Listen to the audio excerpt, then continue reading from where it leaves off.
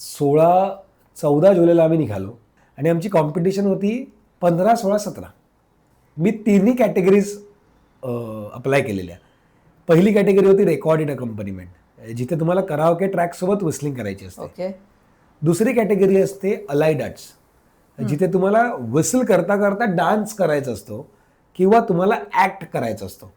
तिसरी कॅटेगरी ही की फुकी, ज्याच्यामध्ये तुम्हाला वाद्य वाजवत शिटी वाजवायची. आणि प्रथमेश पहिल्यांदा भारत वर्ल्ड विस्लिंग कॉम्पिटिशनमध्ये भाग घेतोय. आणि पहिली कॅटेगरी झाली शनिवारी सकाळी, त्याच्यातनं मी सिलेक्ट झालो नाही.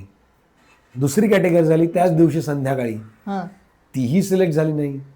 मी इतका खचलो की मी रडलो, मी झोपलो नाही.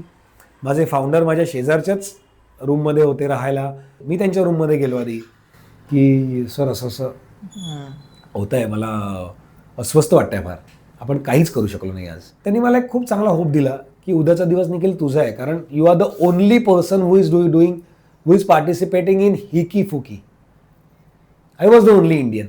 आणि त्यांनी मला होप्स दिले. मी रात्रभर बसून प्रॅक्टिस केली आणि 16 जुलैची रात्र अशी गेली. सकाळी 7 वाजता मी तिथे लवकर लोक उठतात, लवकर कामाला जातात, सगळ्यांची धावपळ बघतोय मी. आपला असाच म्हणजे बिथरलेल्या मनाने अगदी हे कॉन्फिडन्स गमावला आहे. आता मी एक वाक्य त्या दिवसापासून, माझा एक मित्र आहे तक्षिल खानविलकर, त्याने माझ्या मनामध्ये भरलं होतं. तक्षिल मला असं म्हणालेला की निखिल, उद्या निखिल राणे हरला ना तर जगाला नाही फरक पडत, पण भारत हरला ना तर जगाला नक्की फरक पडतो. मी सारखं माझ्या मनामध्ये बोलत होतो, तुला भारताला रिप्रेझेंट करायला मिळत आहे आणि उद्या तुझ्या जिंकल्यामुळे भारत जिंकणार आहे, हा विचार करूनच तू लढायला उतरला पाहिजे असं वगैरे. आणि आपण छत्रपती शिवाजी महाराजांच्या भूमीतली माणसं, त्यामुळे आपल्या अंगात जोश आणि जिद्द म्हणजे काय. आमच्या कॉम्पिटिशनला सुरुवात झाली. एकूण 15 पार्टिसिपंट्स होते ऑल ओव्हर द वर्ल्ड.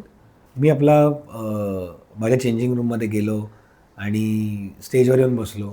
सद्गुरूंचा धावा केला, माझ्या आईवडिलांचा धावा केला आणि मी आपलं पहिलं गाणं वाजवलं.